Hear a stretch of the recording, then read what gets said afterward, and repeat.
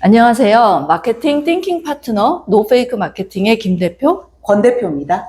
이번에는 컨셉 작업에 있어서 가장 중요하다고 할 수 있는 차별화된 가치 제안에 대한 얘기를 해보겠습니다. 사실 굉장한 핵심이라고 볼 수 있는 이 차별화된 밸류 제안, 가치 제안이 상당히 어렵습니다. 그렇죠? 네, 그렇죠. 네. 왜냐하면 신상품 런칭에 필요한 컨셉을 추출할 때 그 차별화 포인트가 별로 없는 경우가 많아요. 기존의 저희와 유사한 업체들이 기존 고객들이 좋아할 만한 포인트는 이미 찾아서 소구를 하고 있는 상황이 맞고, 게다가 또 그러면 그건 아니겠다 싶어서 다른 것을 찾다 보면은 그냥 차별화를 위한 차별화만 될 뿐, 실질적으로 이게 고객한테 의미가 있을까, 그런 딜레마에 빠지는 경우가 많거든요. 내가 어떤 부분을 좀 더 손보고 좀 더 향상을 시켰으면 더 나았을까 이런 고민과 이제 되새김질을 하다 보면 결국은 그게 결국은 내가 차별화 포인트를 충분히 경쟁사 대비 그 간격을 충분히 넓히지 못했구나. 혹은 내가 원하는 어떤 이상적인 컨셉과 이제 그 어떤 그런 모습이 있었는데 그거를 충분히 뭐 이렇게 공장이 됐던 아니면 R&D가 됐던 이때 제품을 디자인하는 디자이너가 됐던 다른 분들하고 이렇게 협업을 하면서 뭔가 충분히 내가 그걸 푸시를 많이 못했구나. 아니면 그걸 명확하게 기준을 내가 제시하지 못했구나. 이런 이제 후회를 사실은 많이 하게 되거든요. 그래서 그런 부분을, 컨셉 업무를 하는, 그 실시간으로 컨셉 업무를 하는 제품을 아직 출시하기 전인 그런 마케터분은 그런 후회와 실수를 좀 하지 않도록 하기 위해서 차별화 포인트를 어디까지 고민하고 어떻게 발굴해야 되는지 그 부분을 우리가 같이 고민해 보면 좋을 것 같아요. 네, 맞습니다. 그래서 저희가 그 마케팅 현업에서 예를 들어 마케터의 신입이나 전연차가 팀에 합류했을 때 가장 많이 이제 OJT라고 하죠. 네. 그럴 때 많이 훈련하는 작업이 이 차별화 포인트를 찾는 작업이라고 하는데요. 그러면 도대체 어떻게 접근해야 우리가 이 차별화를 위한 포인트를 찾을 수 있을까에 대해서 얘기를 해보겠습니다. 네. 좀 비법을 좀 풀어볼까요? 네. 몇 가지 포인트를 일단 저희가 좀 짚어드리고 싶은데요. 첫 번째로는, 의미 있는 차별화를 만들 때 가장 이제 흔하면서 우리가 그 시작점으로 잡는 게 기존 제품이나 시중에 일단 판매하고 있는 그 카테고리 안에서 기존 제품이, 고객한테, 그 사용 경험을 했을 때, 어떤 보완점이나 약점이 있는지를, 명확하게 분석을 하고 그 보완점이나 혹은 약점을 기반으로 해서 컨셉 개발을 시작하는 그런 방법입니다. 그러니까 기존 제품의 약점과 한계를 분석해서 네. 고객에게 그 약점과 한계를 우리 제품이 보완했어요라고 얘기하는 걸 말하시는 거군요. 그렇죠. 네. 예를 들어 설명해 주시면 더 쉽게 다가오겠네요. 주변에서 우리가 흔하게 볼 수 있는 많은 광고나 이제 신제품들의 이제 컨셉들을 보면 여기에 해당하는 경우가 되게 많은데요. 뭐 예를 들면 기존의 어떤 제품들을 활용했을 때, 뭐가 안 돼서 뭐 불편하셨죠? 뭐 그걸 해결하기 위해서 이렇게 나왔습니다. 이런 식으로 보통, 스토리가 흘러가지 않습니까? 그런 것 같은 경우 보통 그 기존 제품들의 한계를 명확하게 분석하고 그거를 해소하기 위해서 나왔다. 예를 들어서 요즘 가정에서 캡슐형 세제 많이 쓰고 계신데요. 얼마 전까지만 해도 세제는 이제 가루형 세제가 대부분이었죠. 근데 가루형 세제 같은 경우는 그 양을 정확하게 측정하기도 힘들고 또 가루가 많이 날린다든지 뭐 이런 불편한 점이 분명히 있었고 그런 부분에 있어서 이제 고객분들이 불편함을 좀 느끼고 계셨는데 그런 거를 해소하기 위해서 캡슐형으로 담아서 정확한 양으로 해서 이렇게 쓸 수 있게끔 만들어서 나오게 된 경우 기존 한계를 극복한 그런 사례라고 할 수 있겠죠. 네, 캡슐 세제 같은 경우 이런 프로덕이 시장에 성공했냐의 약간 가늠자가 우리의 경쟁 상품이 유사한 거를 많이 내면 컨셉이 통했구나라고 생각을 하게 되는 것 같아요. 캡슐 세제도 거의 다 이제 모든 브랜드에서 나오지 않습니까? 그렇죠. 그러니까 네. 고객의 그 기존에 쓰던 거에 불편함을 많이 보완한 상품인 것 같아요. 이런 생활용품이나 식품 뭐 이런 쪽으로는 그런 예시들을 흔하게 우리가 볼 수가 있는데 그거 말고도 다른 카테고리에서 예시를 한번 얘기해 보면 좋을 것 같은데요. 우리 김 대표님이 예전에 경험하셨던 사례가 또 있으시다고 들었어요. 네. 기존 제품의 약점이나 한계를 극복한다 이런 틀에서 이제 문제를 봤을 때 우리 이제 제품을 런칭해야 되는 그 숙제를 할 때 제가 SK그룹에서 OK 캐시백이라는 브랜드를 같이 이렇게 일한 적이 있었는데 그때 이제 OK 캐시백의 컨셉은 통합 포인트였습니다. 시장을 조금 거슬러서 생각해 보시면 당시에 뭐 주유 포인트, 통신 포인트, 그다음에 우리가 빵 같은 걸 먹으면 나오는 해피 포인트, 또 등등의 백화점 포인트 이런 것들이 다 흩어져 있어서 고객이 포인트를 현금화해서 쓸 수 있는 역치를 다다르지 못한 상태에서 다 그 잔고가 그냥 쓸 수 없는 상태가 된 그런 페인 포인트가 있었거든요. 그 페인 포인트에 주목을 해서 OK 캐시백 통합 포인트를 만들게 되었습니다. 그러니까 이런 것이 지금 저희가 고객에게 차별화된 가치를 찾아내는 첫 번째 방법. 기존의 상품에서 어떤 것에 고객들이 부족함을 느끼고 있는지를 바라보고 그거를 보완하는 것이라고 말할 수 있을 것 같아요. 네.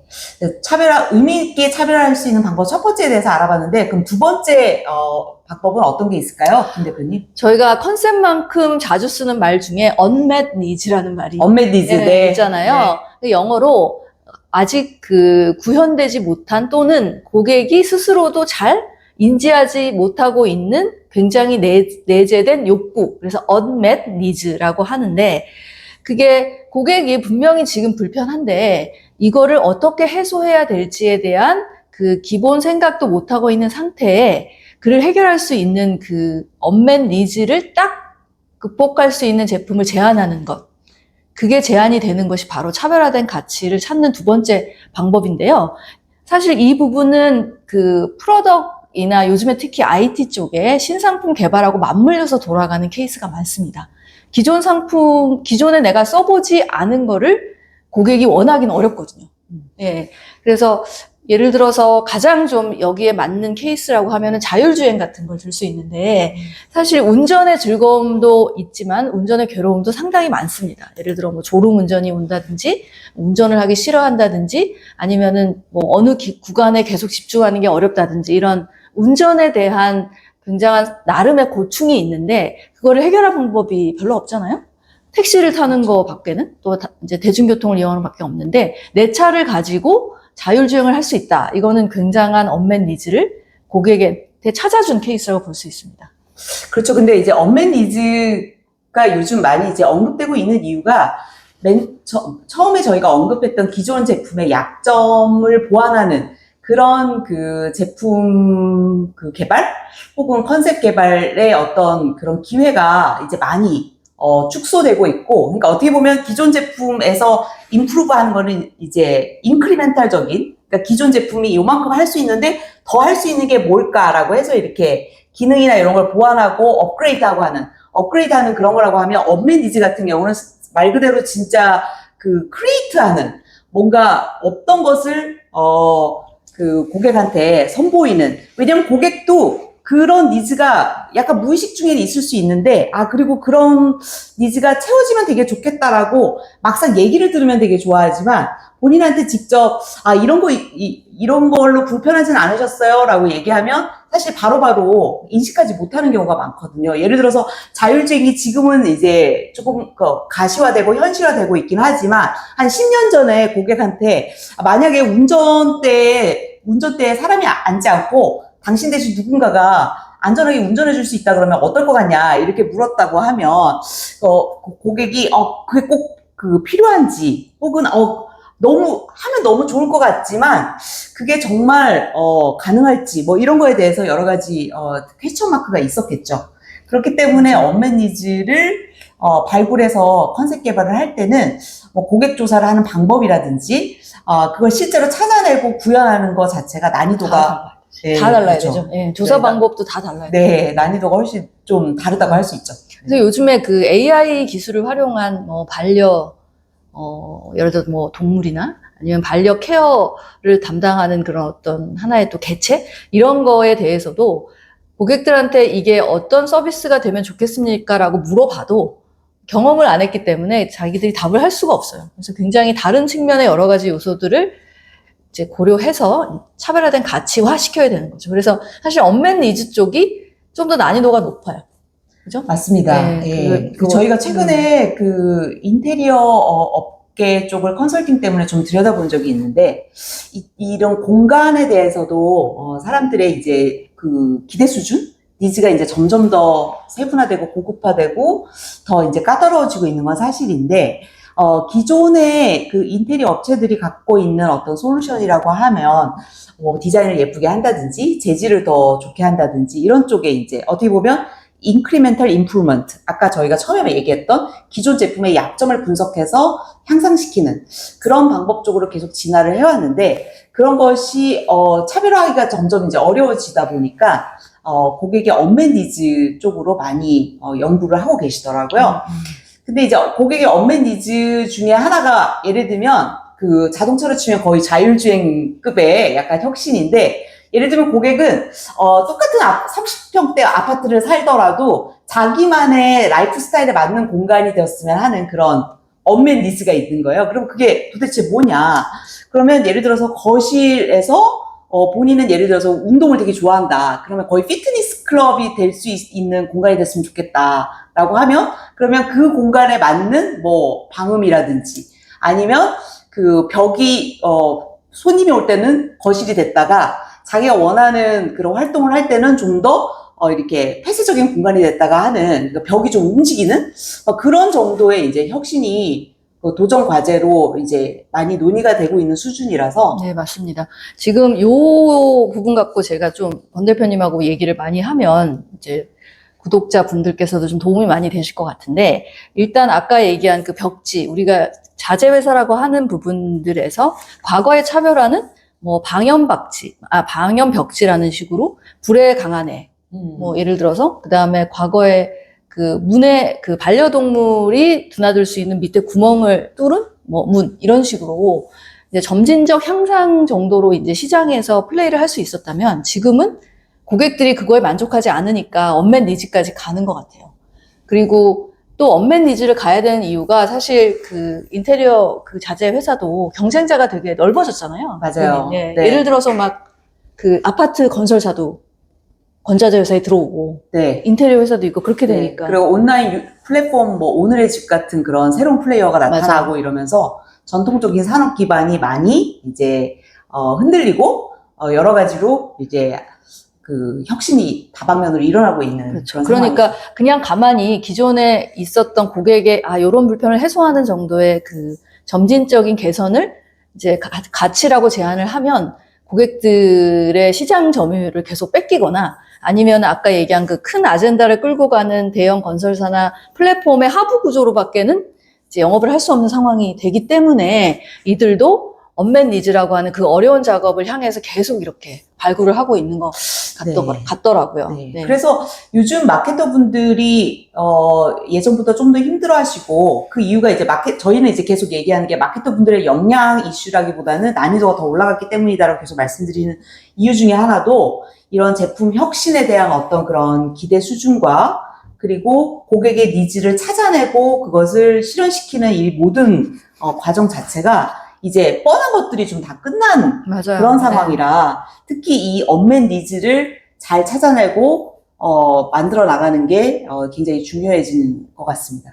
그리고 저희가 이런 측면에서 언맨 니즈를 좀 조사를 잘 하고 찾아내는 그런 방법을 좀 디테일하게 다음번에 좀 다뤄보는 것도 좋을 것 같아요. 맞아요. 네, 조사 방법이나 인터뷰 스킬이나 또 인터뷰의 구조, 그리고 질문의 방식, 이런 게 다 달라져야 고객들에게 그게 추출되어질 수 있지. 아니면 그냥 서로 그냥 뻔하게 아는 얘기만 2시간 하고 헤어지는 그런 슬픈 현상이 자주 일어나곤 하죠. 네. 그래서 언맨 니즈에 대한 거는 저희가 차차 컨텐츠를 이제 만들면서도 계속 다뤄야 될 주제가 아닌가 이렇게 생각을 합니다. 네, 이어서 세 번째로 저희가 생각해 볼 수 있는 방법이 새로운 사용 씬이나 아니면 맥락을 창조해내는 그런 방법이 있습니다. 이거 같은 경우 대표적인 예시로 넷플릭스가 있는데요. 넷플릭스는 원래 동네 그 DVD 대여점, 오프라인 샵 중심으로 하는 그런 회사였죠. 그러다가 이제 DVD를 구독하고 싶다, 혹은 이게 빌려보고 싶다라고 하는 고객한테 배달 서비스를 그 다음에 쿠팡처럼 그렇게 했다가, 그 다음에 이게 물리적으로, 샵이나 물리적으로 그 제품을 배달하는 게 아니라, 온라인상으로 충분히 할 수 있겠구나라고 해서, 지금의 구독 모델인, 넷플릭스가, OTT 중심의 이제 넷플릭스 비즈니스 모델로 바뀌게 됐는데, 그 넷플릭스 스토리는 많은 분들이 아실 거예요. 근데 이게 그 오프라인에서 온라인으로 전환했다든지 아니면 이렇게 그 비즈니스 모델을 몇 번 바꾼 거가 굉장히 빠르고 선두적으로 그렇게 이제 넷플릭스가 움직였는데, 그리고 회사 전체를 거의 갈아엎을 정도로 이제 그 혁신을 만들어냈기 때문에 결국은 다른 경쟁사들을 제치고 이제 넷플릭스만 살아남았는데, 그걸 할 수 있었던 중요한 이제 원동력 중에 하나는 뭐냐면, 고객한테 고객이 보고 싶은 그런 컨텐츠를 고객이 원하는 때 이제 주겠다라는 어떤 그런 미션에 포커스하면서 그거를 고객이 누리기 위해서 가장 편리하고 좋은 방법이 뭔지. 그러니까 이제 고객이 사용하는 그런 사용 그 환경, 그다음에 그 사용하는 경험, 그 사용하는 그 맥락, 그거 자체에 이제 포커스를 했지. 본인이 파는 제품이 물리적으로 비디오요 테이프인지, 아니면 DVD인지, 아니면 스트리밍인지, 그거 자체에 그렇게 포커스를 하지 않았기 때문에 결국은 그런 혁신이 가능했던 거죠. 네. 그래서 요즘은 이제 많은 회사들에서 그런 혁신을 기획할 때 고객의 24시간을 추적하면서 그 사용신을 되게 세밀하게 분석을 하면서 접근을 하는 걸로 알고 있습니다. 그래서 요런 그 사용신, 어떤 상황에서 어떤 순간에, 그다음에 24시간 중에 어떤 시간대 어떻게 누구와 어떻게 사용하는지 사용신 중심으로 생각을 해보는 그런 방법들이 있을 수 있겠습니다. 네, 정말 맞는 말씀이신데, 제가 이 케이스를 듣다가 이건 약간 새로운 상품을 만들어낸 케이스는 아닌데, 과거에 그 미국이 아니지, 글로벌로 히트친 캠페인 중에 환타라고 하는 프로덕의 2시 캠페인인가 3시 캠페인인가 라는 게 있었어요. 그게 환타는 사실 물도 아니고 그렇다고 우유도 아니고 꼭 먹여야 되는 꼭 먹여야 되는 음료도 아닌 탄산음료잖아요. 그거를 엄마들이 언제 아이한테 먹일 수 있는지의 맥락이 필요한 거죠. 그래서 그 아침에는 좋은 음식 먹고 아이가 방과 후에 조금 지루하거나 뭔가 조금 리프레시가 필요할 때 환타를 줘라. 그 캠페인을 했어요. 그래서 환타의 3시 캠페인이었나 그랬는데 그게 굉장히 글로벌적으로 성공해서 엄마들이 사실 탄산 음료를 줄 때 굉장히 그 길티 필링이라 그러죠. 뭔가 내가 좋은 엄마는 아닌 것 같고 막 기타 등등을 느끼는데, 그거를 상쇄할 수 있는 그 맥락형 가치를 제안했다라는 그 캠페인이 생각이 났어요. 아, 그렇군요. 네, 약간 그런 식으로 네. 고객의 여정을 따라가면서 요 맥락에선 이렇게 제안하면 좋겠다가 똑같은 상품이라도 그 제안 시점에 따라서 밸류가 달라지니까. 네, 그런 뭐뭐 할 때 어떻게 하라. 그렇죠. 뭐뭐 할 때 이런 순간 어떻게. 약간 이렇게 뭐뭐 할 때 뭐뭐 순간. 약간 이런 그런 그 프레임워크로 요거를 좀 생각해 보면 좋겠네요.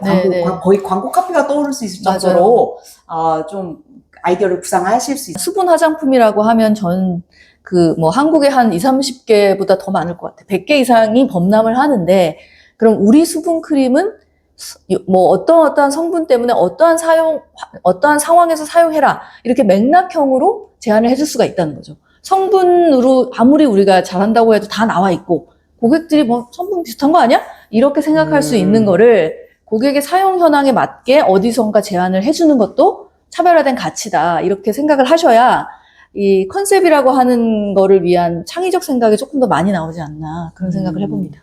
네. 저희가 그 차별화된 가치 제안을 하는 방법론에 대해서 3번째까지 얘기를 해봤고요. 3번째까지 얘기를 하면서도 저희가 가장 많이 쓰는 언어가 고객인 것 같아요. 네, 그렇죠. 네. 그래서 차별화된 가치를 이제 그 마케터로서 이제 생각을 하실 때 가장 또 많이 해보셨으면 하는 어프로치가 고객 세분화를 좀 재정의해봐라 라는 겁니다. 그래서 가장 쉬운 거는 성별로 나눠, 나이로 나눠, 지역으로 나눠, 그 다음에 선호로 나눠, 이렇게 어떻게 보면 다소 기계적으로 할 수 있는데, 그거를 좀 다른 틀로 잘라보면은 그 고객에게 맞는 새로운 가치가 보일 수 있다. 그렇기 때문에 고객 세분화라고 하는 거를 조금 더 창의적으로 해보실 필요가 있다라는 생각이 듭니다. 그래서 예를 들어서 우리가 만약에 이제 탈모 샴푸를 이제 컨셉으로 새로운 프로덕트를 만든다고 했을 때, 머리 빠지는 거는 모든 인류의 고민이긴 하지만, 이 샴푸의 어떤 특성이 또는 뭐 예를 들어서 가장 고민이 많은 계층이 20대 남자다. 뭐 나이 들어서 빠지는 건 어쩔 수 없는데 막 나이 너무 젊어서 빠진 애들이 가장 고민이다. 그러면 그 20대 남성의 탈모 고민자라고 하는 특수한 상황을 찝고 거기에 맞는 그 상품에 대한 새로운 혁신 컨셉을 만들어낼 수 있는 거죠. 그러니까 예를 들어서 그런 거고, 또 이제 저희가 우리 이제 회사에서 여러 프로젝트를 진행한 가운데서 그 1인 가구에 주목한 프로젝트가 있었는데, 그 1인 가구라고 하는 그 세그는 굉장히 오래 논의되었지만 요즘에 와서 특히 더 연구가 활발한 영역인 것 같습니다. 네. 특히 그 회사를 밝힐 수는 없지만 가전 카테고리였죠? 네네. 네. 가전 카테고리에서 신제품을 고민할 때 혹은 이제 새로운 컨셉을 고민할 때 보통은 가전이라고 하면 평수가 넓을수록 그다음에 가전의 사이즈가 커질수록 그래서 이제 그 40, 50대 그 중장년층 그리고 좀 그 월수입이 좀 되는 그런 그 중산층 이상이 보통은 핵심 타겟이고 매출이 거기서 일어나는 건 맞는데요. 그 제품을 새롭게 그 기획을 할 때는 최근에 이제 1인 가구에 많이 주목을 하고 있습니다. 왜 그럴까? 1인 가구는 가전도 산다 그래도 소형밖에 못 사고 그 다음에 이제 그 저렴한 제품들밖에 못 살 텐데 왜 그럴까라고 한번 생각을 해보면 맞습니다. 네. 네. 그 1인 가구를 관찰을 하면은 사실 그 1인 가구가 그 약간 얼리 어댑터 성향이 있기 때문에 새로운 상품을 아주 빠르게 차용해서 잘 써보는 거에 대한 인사이트도 있고, 그리고 이들이 언젠가는 2인 가구, 4인 가구, 6인 가구가 될 기본 포텐셜이 있기 때문에 그들이 어디에 주목하는가가 향후에 우리의 구매를 굉장히 많이 해줄 큰 집단을 이해하는 데도 도움이 되는 것 같아요. 네, 그리고 1인 가구가 특히 보통 보면은, 본인이, 집안에서 굉장히 일부터 시작해서 모든 걸 다 하는 그런, 사람들도 요즘 많이 늘어나고 있고요. 아니면 밖에서 일을 많이 하면서 집에서 거의 활동을 못 하기 때문에 가사에 대한 그런 부담감이 또 되게 클 수도 있고. 그래서 가전 의존도가 높죠. 가전 의존도가 더 높죠. 네. 그래서 그러니까 다양한 라이프 스타일의 1인 가구들이 현재 지금 공존하고 있기 때문에 우리가 1인 가구 그러면은 하나의 그냥 그 새로 생긴 현상으로 보여지지만 그 안에 또 세분화해서 우리가 보게 되면 굉장히 다양한 라이프 스타일이 그 안에 있거든요. 맞습니다. 그렇기 네, 때문에 그런 어떤 다양한 라이프 스타일 안에서 세분화시켜서 보게 되면 가전의 요소에 가전과 관련된 다양한 이제 욕구를 찾아볼 수 있게 되는 것이죠. 맞습니다. 그래서 1인 가구들과 또 뗄래야 뗄 수 없는 게 반려동물, 식물 이런 어떤 요소와의 교감이 굉장히 높은 계층이기 때문에 가전이나 기타 등등의 다른 상품이 이 타겟을 약간 겨냥할 때 그런 요소들까지 함께 연구를 한다면 그들을 보다 더 확실하게 우리만의 차별화된 가치로 이렇게 우리의 제안을 받아들일 수 있는 상태로 만들 수 있지 않을까 생각합니다. 네. 1인 가구라 하더라도 정말 많네요. 50대 1인 가구, 그 다음에 그렇죠. 젊은 네. 뭐 자취를 하시는 분 아니면 정말 혼자서의 라이프를 좋아하시는 30대 이렇게 네. 마른 1인 가구인데 그 안에 세그도 정말 많을 것 같아요. 네. 네. 충분히 여러분이 어떤 상품의 마케팅을 기획하시거나 또는 새로운 상품에 대한 아이디어를 생각하실 때 1인 가구에 대한 관찰부터 시작해 보시는 것도 도움이 많이 될 것 같습니다. 네, 다음으로 5번째는 어떤 본인이 밀고자 하는 어떤 핵심 강점을 제품의 속성으로 바꾼 다음에 그걸 극단으로 정말 여기서는 이 바닥에서 내가 최고야. 이거 하나만큼은 내가 다른 누구도 따라올 수 없을 정도로 만들 거야. 라고 굉장히 전략적으로 픽한 다음에 그거를 익스트림하게 극단으로 만드는 그런 방법이 있습니다. 이거를 그러니까 어떻게 보면 전략적으로 굉장히 스마트한 방법이고요. 잘만 이것을 선정해서 잘 구현하게 되면은 보통 이제 메가 히트 상품이 나오는 경우가 되게 많습니다. 가장 대표적인 예로는 애플의 스티브 잡스가 만든 초기 아이폰이 있죠. 그때 아이폰이 그 밑에 그 버튼 하나만 있게 하고 아무 버튼도 없게 그렇게 만들자고 했을 때 그 개발 당시에 그 에피소드들을 들여다보면은 정말 R&D에 있는 모든 엔지니어들이 다 사표를 내겠다고 기절초풍하는. 근데 이제 디자인 하나, 일단 어떻게 보면 이제 디자인 하나를 쫓은 거죠. 디자인 하나만큼은 극단적으로 내가 세상에 이렇게 심플하고 아름다운 그런 디자인이 있을 수가 있을까라고 할 정도로 디자인 자체를 최고로 만들겠다. 그 외에 모든 성능은 그 디자인에 맞춰서 들어갈 수 있게끔 만들어라. 약간 이런 식으로 이제 개발을 했기 때문에 가능했던 거고요. 비슷한 가전 카테고리로는 LG 그램 같은 경우도 지금은 조금 무거워진 걸로 알고 있는데 예전에 굉장히 가볍게 그 노트북이 무겁던 시절에 굉장히 가볍게 세상에서 이렇게 가벼운 노트북이 이렇게 많은 성능을 할 수 있다고? 라고 고객이 이제 깜짝 놀랄 정도로 가볍게 만들기 위해서 그 무게를 줄이면서 기능을 크게 컴프로마이즈 하지 않기 위해서 굉장히 노력을 많이 한 걸로 제가 알고 있습니다. 그래서 근데 그거 같은 경우도 그램이라고 아예 이름도 제품 컨셉도 그렇게 명확하게 이름부터 그렇게 정하고 모든 그 제품의 그 세부 사항들을 맞춰서 이제 개발을 한 무게 하나로 극단으로 간 그런 사례라고 할 수 있죠. 요즘에 이 속성의 극단화가 어찌 보면은 좀 유행? 이렇게 많이 좀 연구하시는 것 같아요. 그죠? 아, 그런가요? 네. 어떤, 아니, 예를 많이 들어, 보이시나요? 이거 성공한 사례가 많다기보다는 앞에 말씀드린 것처럼 기존의 뭐, 인크리멘털 약간의 진화나 이런 게 고객한테 잘 먹히지 않고, 그러다 보니까 이렇게 우리가 가진 하나의 속성을 그냥 끝까지 밀고 나가는 네. 그런 게 조금 더 성공 가능성이 높아 보인달까요? 그냥 저의 겉필링인데 그런 느낌이 들더라고요.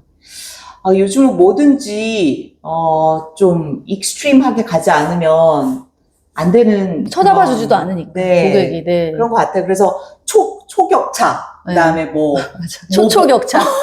그리고 말도 되게 이렇게 강하게 나가잖아요. 초자 이렇게 다 붙여야 되고 막 약간 극한 더위. 막 예, 이렇게 날씨도 막 그렇게 날씨도 하니까. 그렇게 얘기하고 그러니까 점점점 이렇게 그렇게 가지 않으면 특징 자체가 명확하게 드러나지 못하는 그런 상황이기도 한 것 같아요. 상품을 개발하실 때도 과거에서 뭐 한 80점짜리면은 시장에서 오케이 이렇게 생각할 수가 있는데 이게 현업에서 이렇게 쳐다보면 조금 어려워지는 것 같아요. 네. 한 90점, 100, 거의 100점에 가깝게 활발 타올라야 어느 정도 돌아다 봐준 그런. 네. 차별화된 가치를 찾는 방법에 대해서 지금 첫 번째, 기존 제품의 약점과 한계가 있는지를 본다. 두 번째, 사람들이 미처 깨닫지 못하는 언맷 니즈를 발굴한다. 세 번째는 새로운 맥락, 사용 맥락을 한번 보자. 그런 부분을 얘기를 했고요. 네 번째는 고객 세분화를 재정의해보자. 그래서 우리가 보지 못하는 고객의 아주 좁은 고객이라 할지라도 그쪽에 니즈가 있는지를 보자. 그리고 방금 속성의 극단화에 대해서 말씀을 드렸습니다.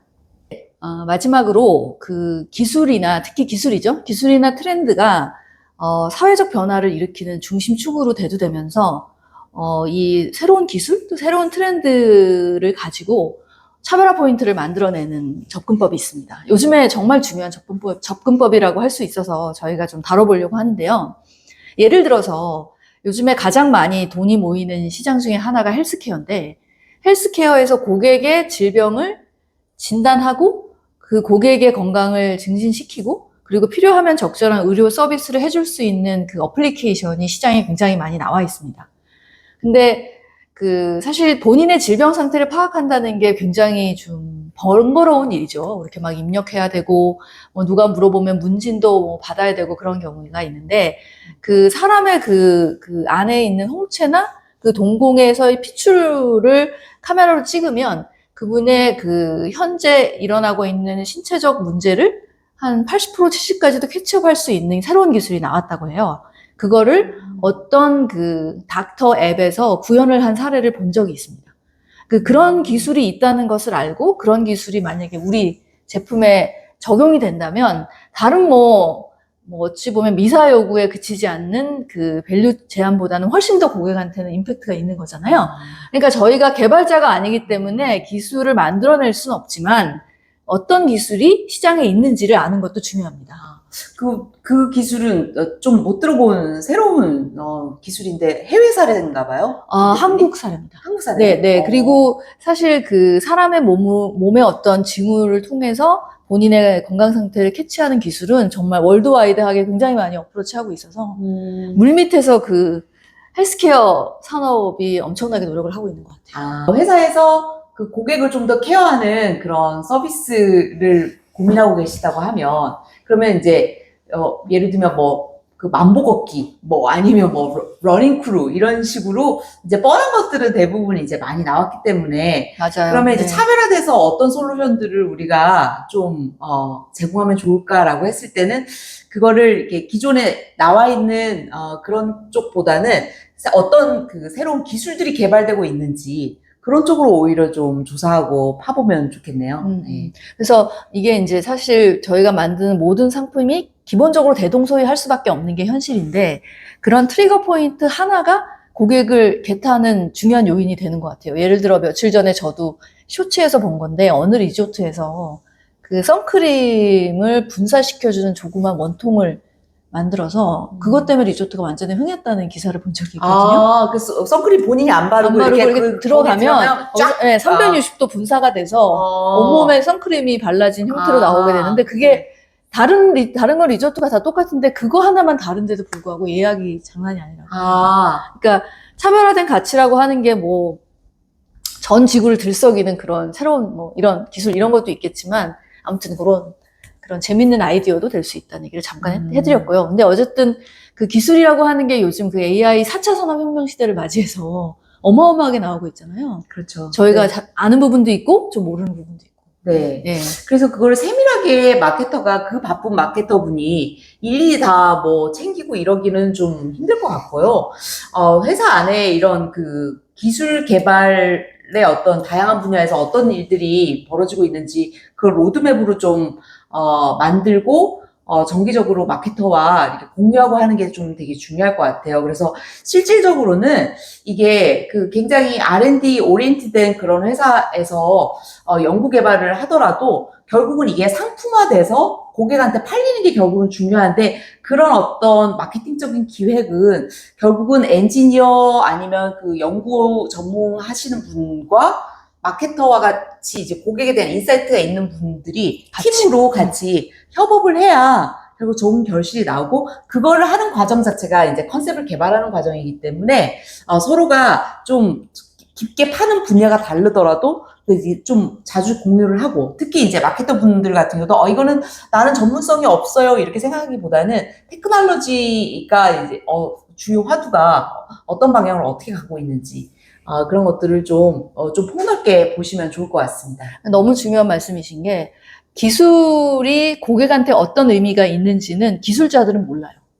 근데 또 마케터는 기술을 몰라요. 그러니까 그 둘은 반드시 만나서, 예를 들어 스타일러의 그 흔드는 기술 있잖아요. 네. 그것도 이제 스타일러라는 제품으로 나왔기 때문에 고객에게 그 진짜 편안한 생활을 이제 영위할 수 있도록 도와줬지. 그거 흔드는 것만 있어서는 어떠한 상품도 되게 어렵지 않습니까? 그러니까 특히 기술자랑 마케터는 의류를 흔드는 그거 그렇죠. 말씀하시는 거죠? 네. 근데 그것도 굉장히 진동을 빠르게 이렇게 하고, 그것도 다 기술이잖아요. 네, 맞습니다. 그래서 저희가 그 기술을 계속 와치하고 있어야 되는 이유가, 지금은 사실 특히 미국의 빅테크 기업들이 저변을 완전히 둘러싸면서 우리 쪽을 향해 오는 느낌이 이렇게 들죠? 우리 실생활에 아직은 AI가 오지 않았지만. 근데 어느 순간 이게 확 들어올 때 우리가 직접적으로 우리의 상품과 우리의 서비스에서 영향을 받을 거다라고 하는 거는, 그거는 명약관화한 것 같아요. 그래서 어떻게 우리의 현실에 다가올 수 있는지를 좀 주의 깊게 보자, 이런 말씀을 드리는데, 그 이유는 이제 예를 들어서 저희가 또 컨설팅 했었던 업체 중에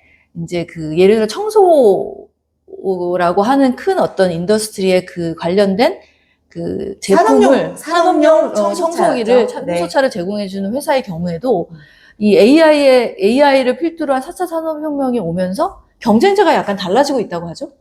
네, 그렇죠. 그래서 원래는 산업용 청소차라고 하면 미국이나 아니면 독일이나 아니면 이제 저가로는 중국 업체 이런 식으로 이제 아니면 이제 한국 업체 이런 식으로 이렇게 경쟁을 하고 있었는데, 그 물리적으로 청소차, 그러면 이제 청소를 해주는 그 바퀴 달리고 뭐 이렇게 움직이는 그런 청소차를 우리가 생각하기 쉬운데, 이 회사 같은 경우도 작년부터 그 비즈니스 플래닝을 할 때 자신들의 가장 큰 경쟁사는 로봇 회사다. 예. 그래서 가사를 도와줄 수 있는 로봇이 언젠가는 올 것이고, 그것이 이제 산업용과 이제 가사와 관련된 이런 가정용으로 침투되면 이제 굉장히 큰 다른 양상이 벌어질 것이다라고 이제 예상을 하면서 그 대비를 하기 시작했는데요.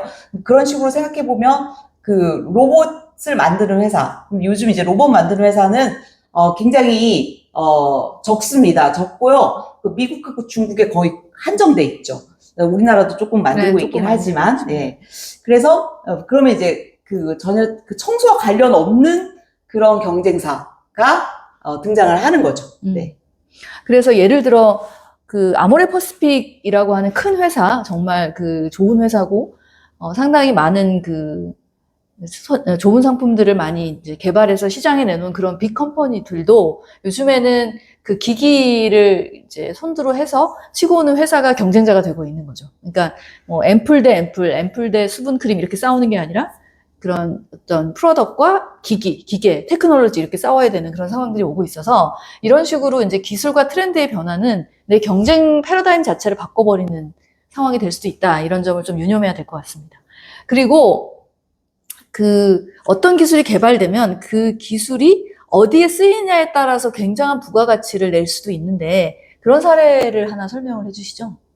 제가 예전에 일했던 담배 회사 사례인데요. 담배 회사 같은 경우는 굉장히 혁신이 없을 것 같은 회사죠. 예, 그 담배 잎으로 만들고 그 다음에 이제 필터 들어가고 종이로 싸면 되는 굉장히 심플한 제품입니다. 근데 그 몇백 년, 그 담배 인더스트리 같은 경우 몇백 년 된 역사를 가지고 있거든요. 근데 이 담배 회사가 뒤집어지는 혁신이 한번 일어나는데, 그게 그 캡슐 형태로 그 향을 넣어서 그게 이제 필터에 들어가서 이렇게 캡슐을 터뜨리면 그 본인이 원하는 향으로 이제 바뀌는. 그래서 캡슐을 터뜨리지 않으면 일반 담배였다가 캡슐을 터뜨리면 뭐 예를 들면 박하 담배가 된다든지 이런 식으로 이제 맛을 다양하게 구현할 수 있으면서도 또 인체에 무해한 그런 이제 혁신을 만들게 됐는데요.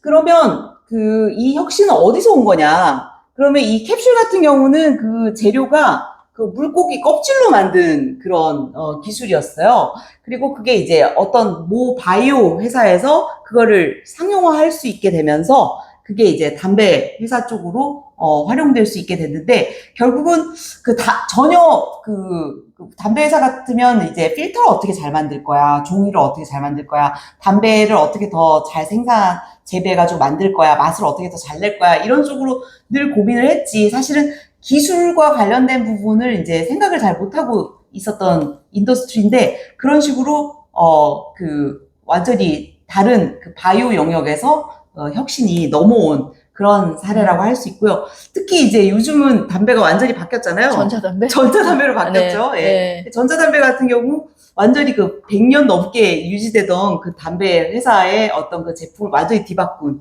그런 가장 보수적이고 가장 혁신이 없을 것 같은 인더스트리가 전자화된 그런 어떤 기술 때문에 완전히 이제 바뀌는 그런 사례를 보면 다른 인더스트리는 오죽할까, 맞아요. 그런 생각도 듭니다. 네. 네. 그래서 사실 그 기업의 흥망성쇠를 좌지우지하는 우리만의 컨셉이 담긴 프로덕트를 만들 때 차별화를 어떻게 시도해야 되느냐에 대해서 오늘 총 6가지 어프로치에 대해서 의논을 해봤고요. 중간중간에 저희가 경험한 거, 그리고 요즘에 좀 화제가 되고 있는 것까지 좀 얘기를 같이 해보았습니다. 중간중간에도 계속 말씀드렸지만, 그 고객의 진짜 문제를 가지고 현재 솔루션의 한계를 좀 극복을 해보려고 하는 노력이 가장 먼저 돼야 되고요. 또 그 서두에서도 말씀드렸지만 차별화를 위한 차별화는 필요 없는 것 같아요. 그냥 정말 진짜 의미 있는 차별화가 뭔지를 찾는 것이 컨셉 작업에 있어서 가장 중요하다는, 어쩌면 되게 당연한 말씀을 좀 드려보고 싶습니다. 네. 네, 이 편에 혹시 뭐 마지막으로 하고 싶은 말씀 있으실까요? 지금 내가 이미 떨어진 숙제가 무엇인지, 그리고 이미 회사에서 이렇게 차별화하기로 결정했다라고 하는 그거 자체가 마케터로서 양심의 손을 얹고 정말 이것만으로 될지, 늘 그 마케터 분들은 좀 더 냉정하고 좀 더 높은 기대 수준을 가지고 이렇게 그 히트친 제품들이 정말 어마어마하게 다양한 관점에서 합종 연행하면서 요즘 혁신들이 굉장히 과거하고 전혀 다른 패턴으로 지금 일어나고 있기 때문에 조금 더 우리가 이거를 공격적으로 볼 필요가 있겠다라는 말씀을 드리고 싶습니다. 네. 이상으로 오늘 컨텐츠는 마칩니다. 네, 노페이크 마케팅 김대평. 권 대표였습니다. 네, 감사합니다. 네, 감사합니다.